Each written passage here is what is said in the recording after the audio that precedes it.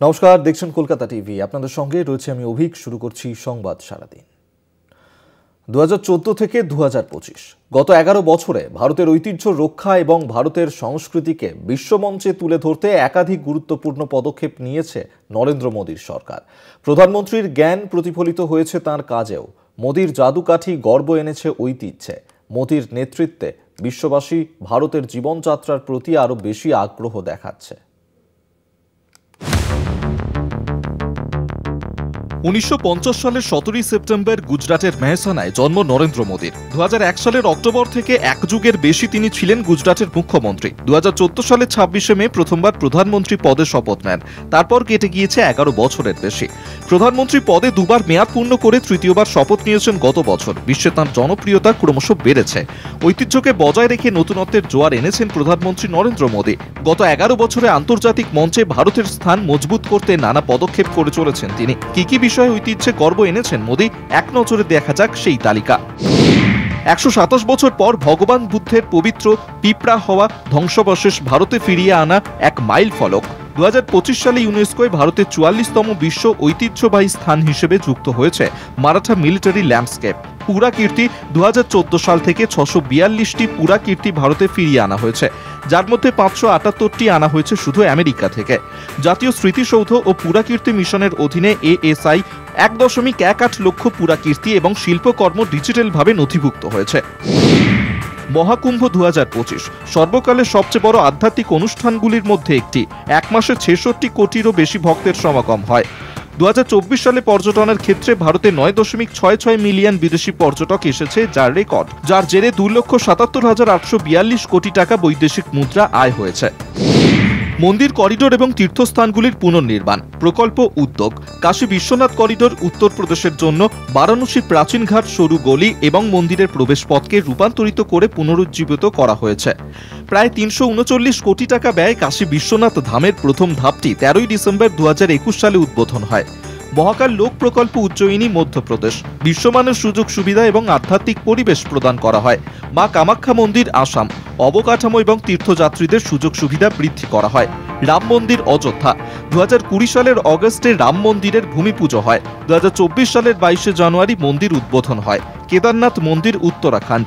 আদি শঙ্করাচার্যের মূর্তি স্থাপন, যা সভ্যতার ঐক্যের প্রতীক এবং তীর্থস্থানের আধ্যাত্মিক তাৎপর্য বৃদ্ধি করে। তীর্থযাত্রা সংযোগ বৃদ্ধি। চারধাম হাইওয়ে প্রকল্পের কাজ চলছে। 2024 সালের জুলাই পর্যন্ত মোট 825 কিলোমিটার দৈর্ঘ্যের মধ্যে 616 কিলোমিটারের কাজ সম্পন্ন হয়েছে। উত্তরাখণ্ডে হেমকুণ্ড সাহিব রোপওয়ে প্রকল্পে ঢালাও বরাদ্দ। উত্তরপ্রদেশ, অন্ধ্রপ্রদেশ, বিহার, গুজরাট, মধ্যপ্রদেশে বৌদ্ধ সার্কিট। ঐতিহ্যবাহী করিডোর এবং আইকনিক স্থানগুলির উন্নয়নের পাশাপাশি মোদীর নেতৃত্বাধীন সরকার ধর্মীয় বৈচিত্র্য সংরক্ষণ এবং প্রচারের জন্য একটি সামগ্রিক দৃষ্টিভঙ্গি গ্রহণ করছে, যা সম্প্রদায় পুনর্গঠন এবং স্থানীয় অর্থনীতি পুনরুজ্জীবিত করতে সাহায্য করছে। পর্যটন শিল্পে বৃদ্ধির ক্ষেত্রে বিদেশি পর্যটক 2023 সালে ছিল 8.89 মিলিয়ন। 2024-এ তা হয় 9.66 মিলিয়ন। বিদেশি পর্যটক থেকে আয় 2023 সালে হয় 2,31,927 কোটি টাকা। 2024 সালে তা হয় 2,77,842 কোটি টাকা। প্রযুক্তির মাধ্যমে ভারতের ঐতিহ্য সংরক্ষণ এবং প্রচারের জন্য সংস্কৃতি মন্ত্রক বেশ কয়েকটি পদক্ষেপ নিয়েছে। জ্ঞান ভারতম মিশনের অধীনে 37টি প্রতিষ্ঠানের সহযোগিতায় 3.5 লক্ষ পাণ্ডুলিপি ডিজিটালাইজ করা হয়েছে। জাতীয় সাংস্কৃতিক অডিও ভিজুয়াল আর্কাইভ বিরল সাংস্কৃতিক অডিও ভিজুয়াল রেকর্ডিং সংরক্ষণ করে। দেশের শ্রেষ্ঠ নেতাদের সম্মাননা দিতেও গুরুত্বপূর্ণ পদক্ষেপ নিয়েছে মোদী সরকার। 2018 সালে 33 অক্টোবর স্ট্যাচু অফ ইউনিটি। 2022 সালের 8 September Netaji Subhashchandra Bose memorial. Doctor BR আম্বেদকরের স্মৃতিতে পঞ্চতীর্থ। 2024 সালের 12 মার্চ কোচরাব আশ্রম। ভারতের বীরদের উত্তরাধিকারকে সম্মান জানাতে মোদী সরকার দীর্ঘদিন ধরে আটকে থাকা স্মৃতিস্তম্ভগুলিকে জাতীয় গর্বের শক্তিশালী প্রতীকে রূপান্তরিত করেছে। প্রধানমন্ত্রী সংগ্রহালয়, national war memorial, national police memorial, Jallianwala Bagh memorial, উপজাতীয় মুক্তিযোদ্ধা জাদুঘর, ভারত মণ্ডপম, নতুন সংসদ ভবন। আধ্যাত্মিক ও সাংস্কৃতিক ঐতিহ্যের মধ্যে সেতু বন্ধন করেছে মোদী সরকার। যোগ একটি প্রাচীন ভারতীয় অনুশীলন, যা এখন একটি বিশ্ব মঞ্চেও আলাদা স্থান পেয়েছে। 2014 সালের 27 সেপ্টেম্বর। প্রধানমন্ত্রী রাষ্ট্রপুঞ্জের সাধারণ অধিবেশনে 21শে জুনকে আন্তর্জাতিক যোগ দিবস হিসেবে উৎসর্গ করার প্রস্তাব দেন।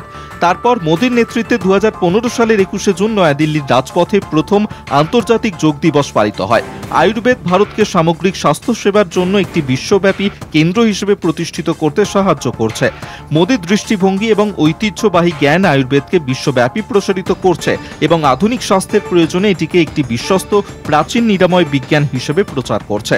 বছরের পর বছর ধরে ভারত বিশ্ব ঐতিহ্য তালিকায় তার উপস্থিতি প্রসারিত করেছে। ইউনেস্কো ঐতিহ্যের মাইল ফলক। বিশ্ব ঐতিহ্য তালিকায় ভারতের 44টি জায়গা, ইউনেস্কোর সম্ভাব্য তালিকায় 62টি জায়গা। প্রধানমন্ত্রী নরেন্দ্র মোদীর নেতৃত্বে বিশ্ববাসী ভারতের জীবনযাত্রার প্রতি আরও বেশি আগ্রহ দেখাচ্ছে। আজ ভারতের সমৃদ্ধ সংস্কৃতি শুধু ঘরেই নয়, বিশ্বজুড়ে আলো ছড়িয়ে দিচ্ছে। কলকাতা টিভি।